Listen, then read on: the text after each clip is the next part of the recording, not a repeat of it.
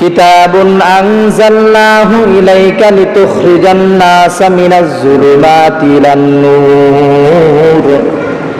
আল্লাহ পাক রব্বুল আলামিন বলে, হে বনি আদম, আমি আল্লাহ তাআলা কোরআন নাযিল করেছি যাতে করে তোমাদেরকে কোরআন আমার রাসূল যেন অন্ধকারাচ্ছন্ন পথ থেকে তোমাদেরকে আলোকময় রাস্তার মধ্যে ফিরে আনতে পারে। আম্মা বা'দু ফাকাদ ক্বালা আল্লাহু তাবারাকা ওয়া তাআলা ফি কালামিহিল মাজিদ ওয়া ফুরকানিহিল হামিদ। আউযু বিল্লাহি মিনাশ শাইতানির রাজীম। বিসমিল্লাহির রহমানির রহিম। ইন্না আ'তাইনাকাল কাউসার ফাসাল্লি লিরাব্বিকা ওয়ানহার ইন্না শানিআকা হুয়াল আবতার। وقال رسول الله صلى الله عليه وسلم من قرأ حرفا من كتاب الله فله به حسنة والحسنة بعشر أمثالها لا أقول ألف لام ميم حرف ولام حرف وميم حرف آمنت بالله صدق الله مولانا العظيم وصدق رسوله النبي الكريم ونحن على ذلك من الشاهدين والشاكرين والذاكرين والحمد لله رب العالمين.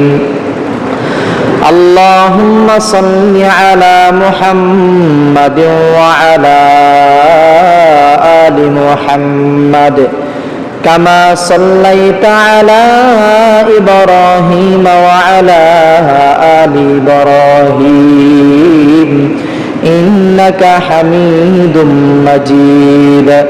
اللهم بارك على محمد وعلى آل محمد كما باركت على إبراهيم وعلى آل إبراهيم إنك حميد مجيد.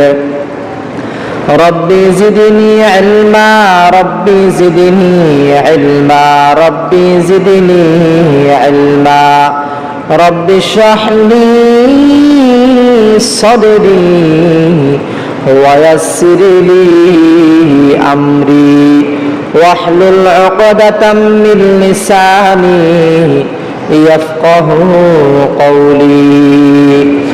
سبحانك لا علم لنا إلا ما علمتنا إنك أنت العليم الحكيم. আল্লাহ পাক রব্বুল আলামিনের দরবারে শুকরিয়া জ্ঞাপন করি যে আল্লাহ পাক রব্বুল আলামিন আমাদেরকে দয়া করে মায়া করে এলাকার সমস্ত মানুষ থেকে ইন্তেখাব করে নির্বাচন করে সবচেয়ে প্রিয় জায়গা মসজিদে আসা এবং বসার তৌফিক দান করেছেন। এজন্য আমরা সেই মাওলা পাকের দরবারে অন্তরের গভীরতা থেকে অন্তরের অন্তরস্থল থেকে একবার কালিমাতুশ শুকরিয়া আদায় করে আলহামদুলিল্লাহ। গত সপ্তাহের আগের সপ্তাহে আমি আলোচনা করেছি সূরা রহমানের তাফসীর। এই সূরা রহমানের তাফসীরের মধ্যে থেকে একটি বিষয় আলোচনা যেটা গত সপ্তাহের আগের সপ্তাহ করা হয় নাই, সেটা হলো কোরআন নিয়ে আলোচনা। সেটা কি নিয়ে আলোচনা? কোরআন নিয়ে। অনুগ্রহ করে বয়ানের সময় কথা বলিয়েন না। আমি কি বলুন এখান থেকে আমি নিজেও জানি না, নাহলে আলোচনা এখানে বন্ধ করুন। কথা বললে আমার কোরআন ও হাদিসের সময় যখন কথা বলা হয়, বিশেষ করে আমি যখন কথা বলি, আমি এর আগে যত মসজিদে জুমা পড়েছি, কোনো মসজিদের মুসল্লির একটা কথা বলতে দিই নাই। ফলে আপনারা রাগ হন বা আমার দুশ্মন হয়ে যান, পুরো এলাকার লোক একরকম হয়ে যান, আমি এগুলো কিছু পরোয়া করি না। কিন্তু কোরআন হাদিসের আলোচনার সময় একটা কথা বলতে পারবেন না। যদি ভালো না লাগে, হুজুর আপনার আলোচনা তো ভালো লাগে না, কোরআন তেলাওয়াত শুনতে ভালো লাগে না, তা আঙ্গুল দিয়ে কাফের মুশরিকদের মতো এভাবে আঙ্গুল দিয়ে হাত রাখবেন, হুজুর ভালো লাগে না। দয়া করে অনুগ্রহ করে বলতেছি, আমি বারবার বলেছি, অনুগ্রহ করে বলতেছি, একটা শব্দ বলতে পারবেন না। আলোচনা যতটুকু হবে মনোযোগ সহকারে শুনবেন, ইনশাল্লাহ আমলের জজবা তৈরি হবে। সবাই আমল করবেন ইনশাল্লাহ। কথা বলবেন। আর ফেরেশতারা লানত দেয় না? লানত দেয়নি তো লানত দেওয়া এটা ভালো কাজ না খারাপ কাজ? ফেরেশতাদের অভিশাপে যদি আপনি অভিশপ্ত হন, আপনার দুনিয়াও ধ্বংস, পরকালও ধ্বংস। এটা বুঝেন না কেন ভাই? আল্লাহ আমাদেরকে আমল করার তৌফিক দান করুক। তাহলে আজকের আলোচনার বিষয়বস্তু হলো কোরআন নিয়ে। কি নিয়ে? কোরআন নিয়ে আজকের আলোচনার বিষয়বস্তু। আমরা কোরআন শিখব, কোরআন অনুযায়ী নিজের জীবনকে সুন্দরভাবে পরিচালিত করব। এটাই হচ্ছে আমাদের সবচেয়ে আজকে গুরুত্বপূর্ণ কথা। মনে রাখবো তো ইনশাআল্লাহ। কোরআন কাকে বলে? কোরআন কোরআন নিজেই পরিচয় দিচ্ছে। কিতাবুন আনজালনাহু ইলাইকা লিতুখরিজান নাসা মিনাজ যুলুমাতি ইলান নূর। আল্লাহ পাক রব্বুল আলামিন বলে, হে বনি আদম, আমি আল্লাহ তাআলা কোরআন নাযিল করেছি যাতে করে তোমাদেরকে, কোরআন আমার রাসূল যেন অন্ধকারচ্ছন্ন পথ থেকে তোমাদেরকে আলোকময় রাস্তার মধ্যে ফিরে আনতে পারি। কোরআন কেমন একটি গ্রন্থ! গোটা পৃথিবীর মধ্যে যত গ্রন্থ আছে সব হচ্ছে মানব রচিত গ্রন্থ। কোরআন হচ্ছে আল্লাহ রচিত গ্রন্থ। কি রচিত গ্রন্থ? আল্লাহ রচিত গ্রন্থ। গোটা পৃথিবীর সমস্ত বইগুলোকে যদি এক পাল্লায় যদি রাখা হয়, কোরআনের একটা অক্ষরকে যদি আরেক পাল্লায় যদি রাখা হয়, তাহলে ওই অক্ষরের পাল্লাটা ভারী হয়ে যাবে। কারণ দুনিয়ার যত বিজ্ঞান আছে, দুনিয়ার যত বই পুস্তক আছে, সব বই পুস্তক লিখেছে মানুষ, লিখেছে। লেখার পরে পরিশেষে লেখে যে আমার জন্য কোনো ত্রুটি বিচ্ছুতি যদি হয়ে থাকে তাহলে আমাকে ক্ষমার দৃষ্টিতে দেখবেন, ভুল তো হতে পারে। কিন্তু আল্লাহর কোরআন এমন একটা দামি গ্রন্থ, এটা এমন একটা দামি কিতাব, এই দামি কিতাবের শেষে এটা বলা হয় নাই যে ভুল ত্রুটি যদি হয় তাহলে ক্ষমার দৃষ্টিতে তোমরা দেখবা। দুনিয়ার মধ্যে যত বই পুস্তক আছে সব বই পুস্তক দামি নয়, কোরআন দামি। কোরআন কেমন দামি?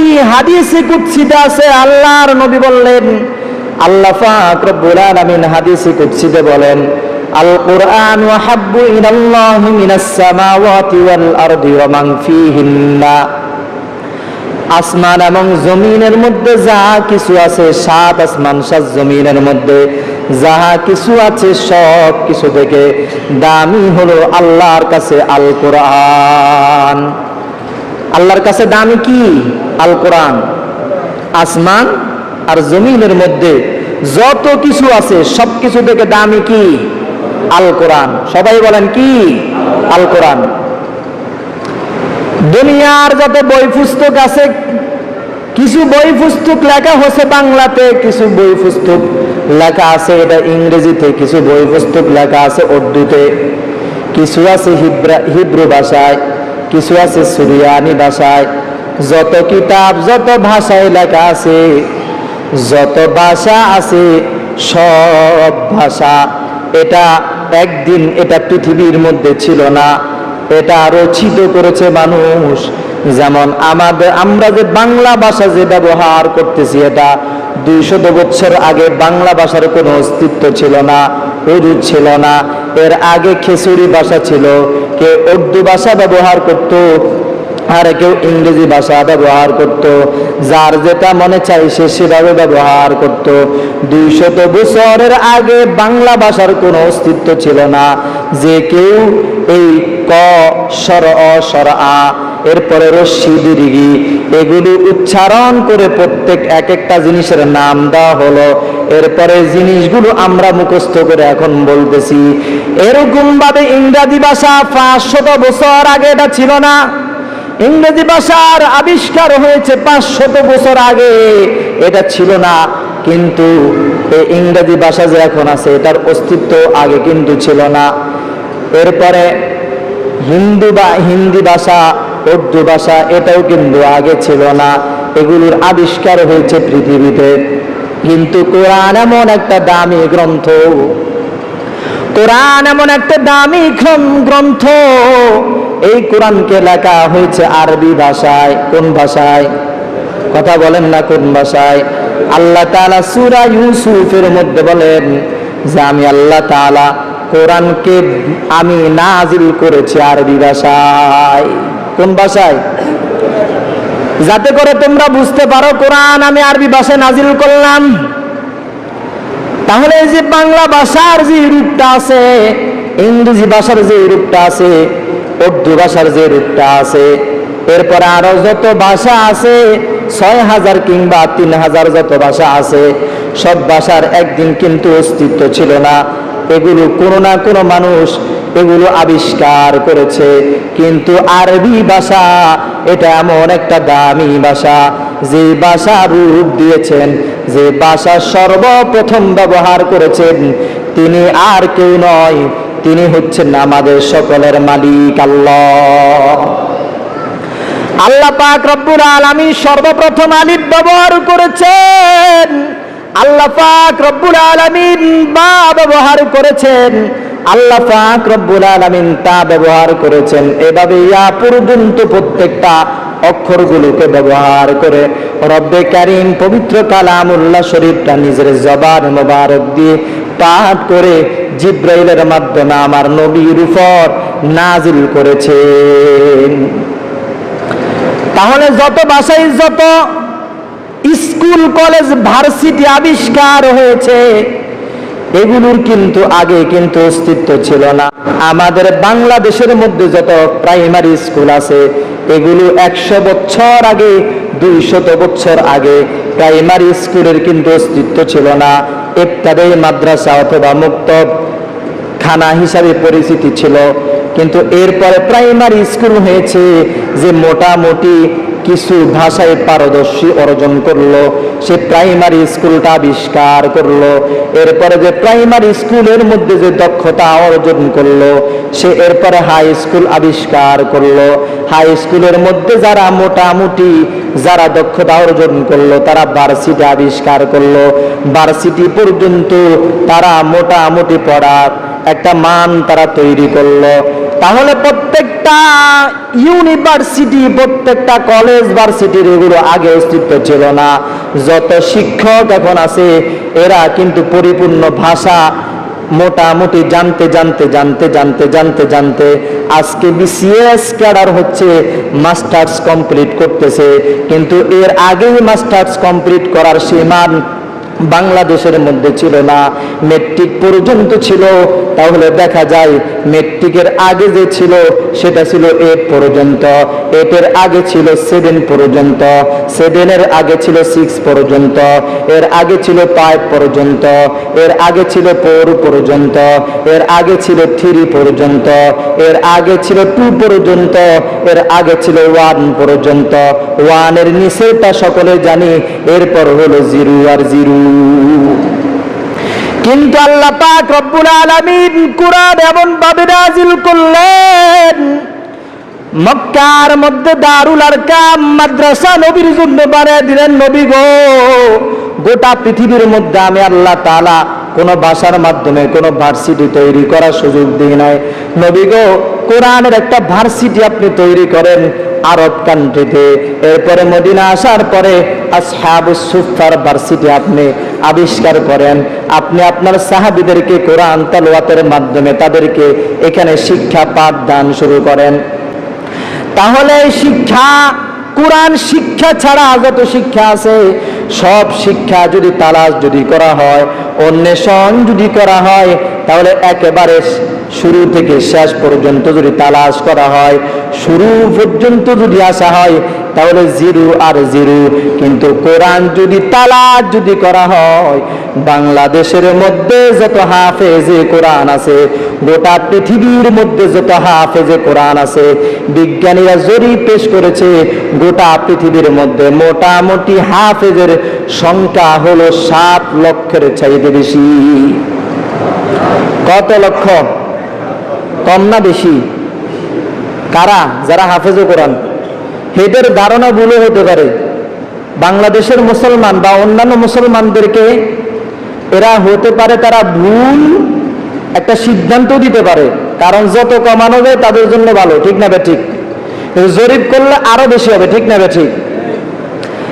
বাংলাদেশের মধ্যে গোটা পৃথিবীর মধ্যে যত হাফেজে কোরআন আছে, এর আগেই যদি তালাশ করা হয়, এর আগে কারা এসেছে? এর আগে এসেছেন মুতাকাদ্দিমিন, মুতাআখিরিন, এরপরে আগে এসেছেন কে? তাবিন, এরপরে আগে এসেছেন কে?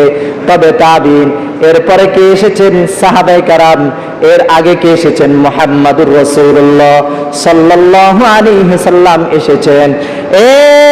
এই নবীকে কে কোরআন শিক্ষা দিলেন? জিবরাইল আলাইহিস সালাতুস সালাম মাধ্যম হয়ে কোরআন শিক্ষা দিলেন।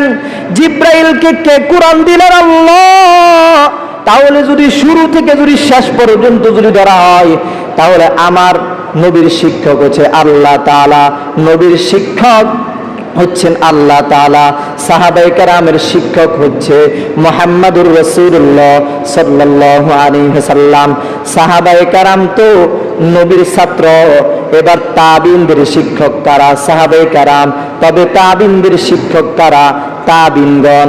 তবে তাবিনদের শিক্ষক কারা? তাবিনগণ। এরপরে মুতাকাদ্দিমিনদের শিক্ষক কারা? তবে তাবিনগণ। মুতাআখিরিনদের শিক্ষক কারা? মুতাআখিরিনদের শিক্ষক হচ্ছে মুতাকাদ্দিমিনগণ। এরপরে মুতাআখিরিনদের শিক্ষক হেরা শিক্ষক হচ্ছেন মুহাদ্দিসিনে কেরামদের। এরপরে ভারত মহাদেশের মধ্যে যত মুহাদ্দিসিনে কেরাম এসেছেন, ওনাদের শিক্ষক হচ্ছেন মুতাকাদ্দিমিন, মুতাআখিরিন, উলামায়ে কেরাম।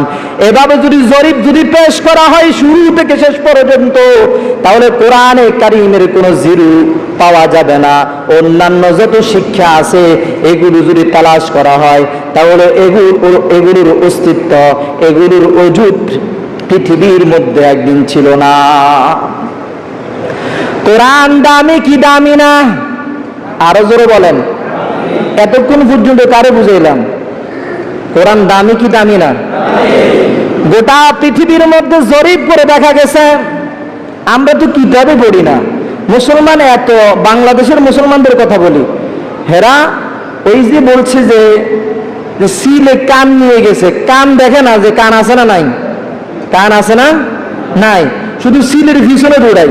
আমাদের কিছু দুর্বল মুসলমান আছে, বাংলাদেশের কিছু শিক্ষিত নামে গণ্যমূর্খ মুসলমান আছে, যে ইহুদি খ্রিস্টানদের ইতিহাসগুলো, মুসলমানদের ইতিহাসগুলো অন্বেষণ না করে বলে যে ইহুদি খ্রিস্টানরা বিমান আবিষ্কার করেছে, ইহুদি খ্রিস্টানরা এটা আবিষ্কার করেছে, ইহুদি খ্রিস্টানরা ওইটা আবিষ্কার করেছে। আর যদি মুসলমানদের ইতিহাসগুলো যদি তালাশ করো, তাহলে দেখবে এগুলো আবিষ্কার করেছে মুসলমানেরা, ঠিক না ঠিক? যদি বলেন হুজুর আপনার কথা যে সত্য, এটা কেমনে বুঝবো? একটা বই বললে পড়তে পারবেন তো? আপনারা পড়তে পারবেন? এই বইটা লিখেছেন এখন বর্তমানে উনি যুক্তরাষ্ট্রের একটা ভার্সিটির প্রফেসর হিসেবে আছেন। ওনার নাম হচ্ছেন ফিরাস আল খতিব। ওনার নাম কি? আর সবার নাম মুখস্থ করেন। ওনার নাম কি? ফিরাস আল খতিব। উনি এটা ইংরেজিতে লিখেছেন, লস্ট ইসলামিক হিস্ট্রি, অর্থাৎ ইসলামের হারানো ইতিহাস। এখানে কোন মুতাকাদ্দিমিন, মুতাআখিরিন উলামায়ে কেরাম একেবারে রাসূল করিম সাল্লাল্লাহু আলাইহি সাল্লামের স্বর্ণযুগ থেকে শুরু করে এখন পর্যন্ত মুহাদ্দিসিনে কেরাম কে কোন মনীষী মুসলমানদের কে কি আবিষ্কার করেছে, কার কি কি আবিষ্কার জিনিস ছিল, সব কিছু এর বইয়ের মধ্যে লেখা আছে সন সহকারে, কত সন সহকারে, কত সন থেকে কত সন পর্যন্ত কে কি আবিষ্কার করেছে সবকিছু এই বইয়ের মধ্যে লেখা আছে। প্রায় 500 পৃষ্ঠা হবে, আমি পুরোটা পড়ছি।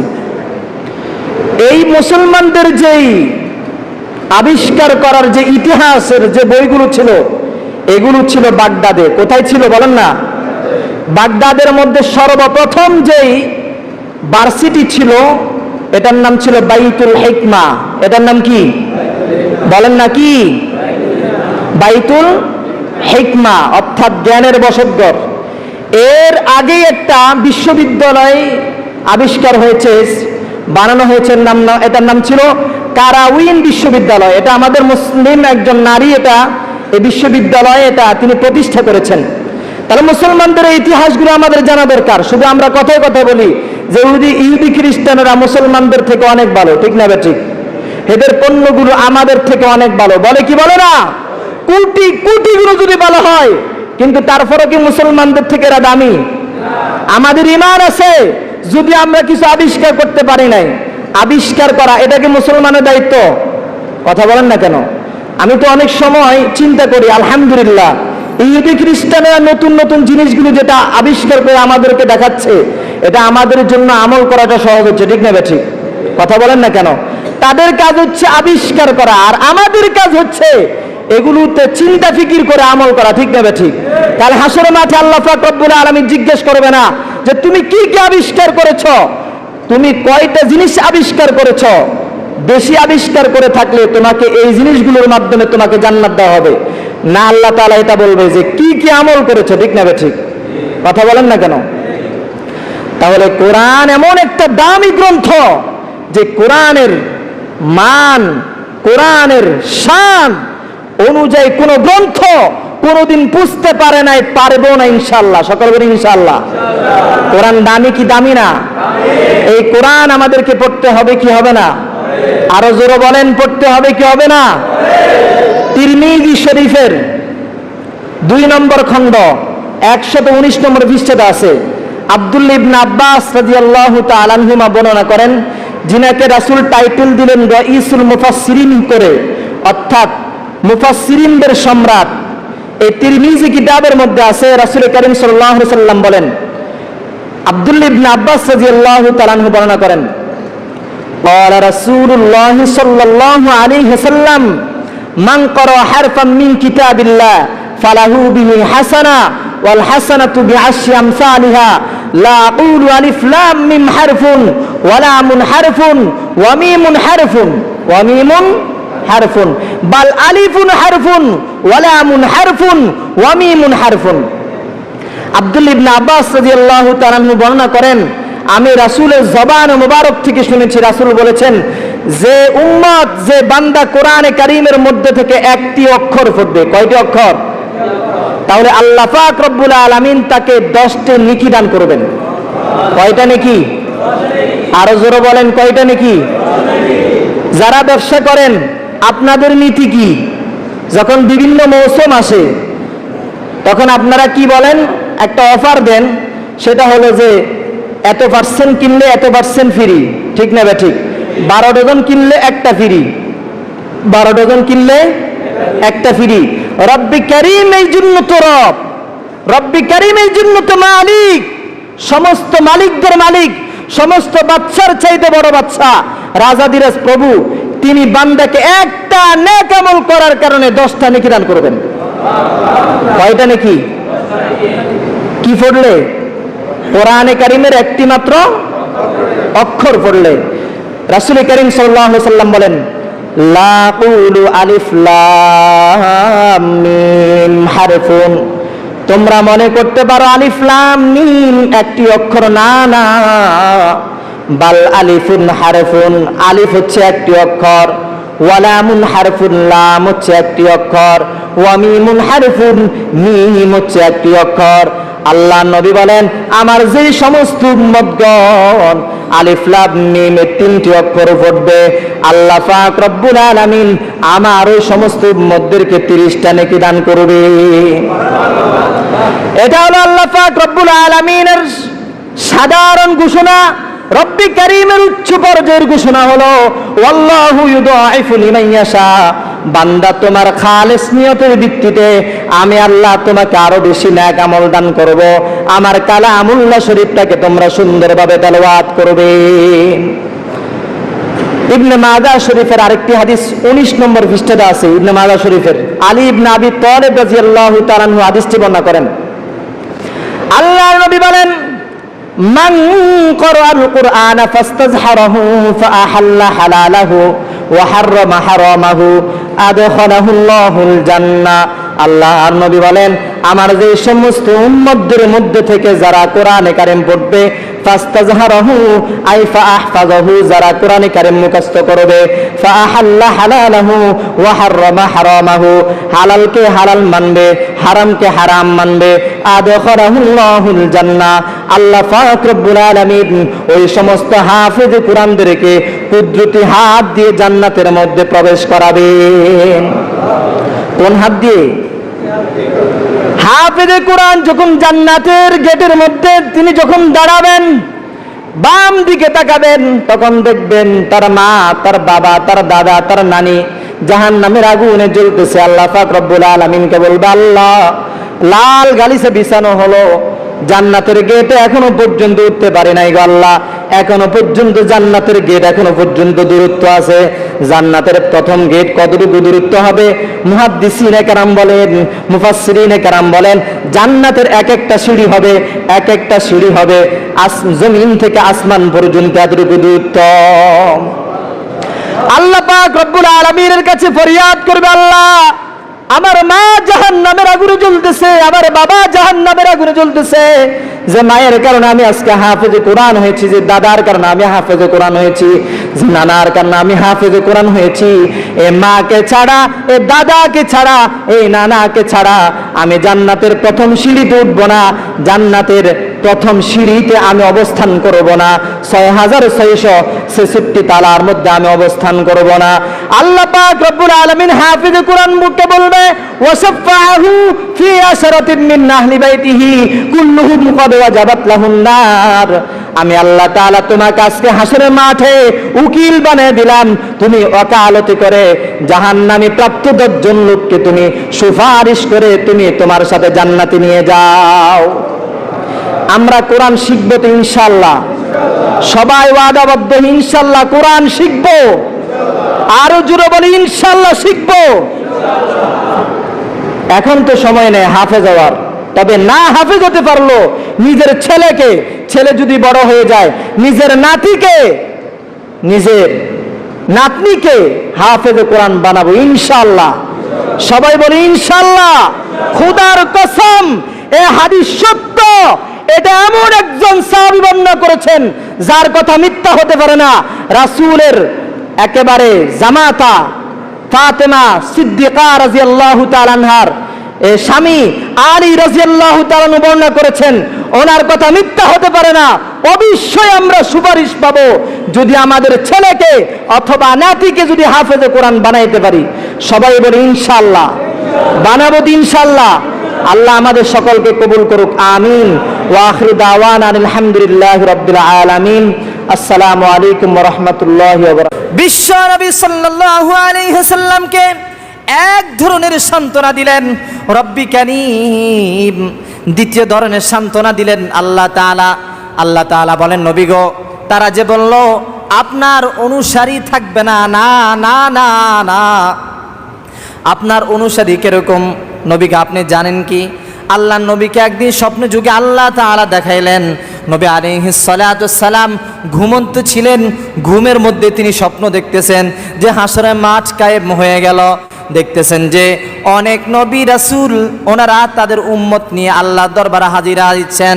কোন নবী আল্লাহর দরবারে হাজিরা দিচ্ছেন 100 জন উম্মত নিয়ে, কোন নবী হাজিরা দিচ্ছেন 80 জন উম্মত নিয়ে, কোন নবী আল্লাহর দরবারে হাজিরা দিচ্ছেন 30 জন উম্মত নিয়ে, কোন নবী আল্লাহর দরবারে হাজিরা দিচ্ছেন 10 জন উম্মত নিয়ে, কোন নবী আল্লাহর দরবারে হাজিরা দিচ্ছেন 3 জন উম্মত নিয়ে, কোন নবী 1 জন উম্মত নিয়ে হাজিরা দিচ্ছেন, কোন নবী উম্মত ছাড়া আল্লাহর দরবারে হাজিরা দিচ্ছেন। একদিক দেখে দেখতেছেন যে একজন পয়গম্বর আলাইহিস সালাতু সালাম লক্ষাধিক উম্মত নিয়ে আল্লাহ দরবারে হাজিরা দিচ্ছেন। বিশ্ব নবী সাল্লাল্লাহু আলাইহি ওয়াসাল্লাম সেজদায় পড়ে গেলেন, আল্লাহ তাআলাকে বলতেছেন, আল্লাহ এত উম্মত নিয়ে তোমার দরবারে কে হাজিরা দেই গো আল্লাহ? আল্লাহ তাআলা বলেন, নবী গো আপনি কি জানেন কি ইনি হচ্ছেন মূসা কালিমুল্লাহ। আমি আল্লাহ তাআলা মূসা কালিমুল্লাহ আলাইহিস সালাতুস সালামকে 6 লাখ উম্মত দিয়েছি। 6 লাখ উম্মত নিয়ে আমি আল্লাহ তাআলার দরবারে হাজিরা দিচ্ছি। কয় লাখ? 6 লাখ উম্মত নিয়ে আমার দরবারে হাজিরা দিচ্ছে। বিশ্ব নবী সাল্লাল্লাহু আলাইহি ওয়াসাল্লাম এই কথাটা শুনে সাথে সাথে সিজদায় পড়ে গেলেন। আল্লাহ পাক রব্বুল আলামিন নবীকে বললেন, নবী গো আমি আল্লাহ তাআলা গোটা পৃথিবীর সমস্ত নবী থেকে শ্রেষ্ঠ নবী হিসেবে আপনাকে ঘোষণা দিয়েছি। আমি আল্লাহ তাআলা হাসর মাঠে আপনাকে অপমানিত করব না, আপনাকে আজকে আমি সম্মানিত করব। নবী গো আপনার মাথাটাকে ডান দিকে ঘুরান। বিশ্বনবী ডান দিকে মাথা ঘুরালেন, মাথা মোবারকটা ঘুরালেন। দেখতেছেন মানুষের কারণে ডান দিকের আসমান দেখা যায় না। আল্লাহ পাক রব্বুল আলামিন বিশ্বনবীকে বললেন, হে নবী আপনি বাম দিকে মাথা মোবারকটা ঘুরান। বিশ্ব নবী সাল্লাল্লাহু আলাইহি ওয়াসাল্লাম বাম দিকে মাথাটা ঘুরালেন। বাম দিকে মানুষের কারণে বাম দিকের আসমান দেখা যায় না। সামনের দিকেও মানুষের কারণে সামনের দিকের আসমান দেখা যায় না। বিশ্বনবী পিছনের দিকে তাকালেন, পিছনের দিকে মানুষের কারণে পিছনের আসমান দেখা যায় না।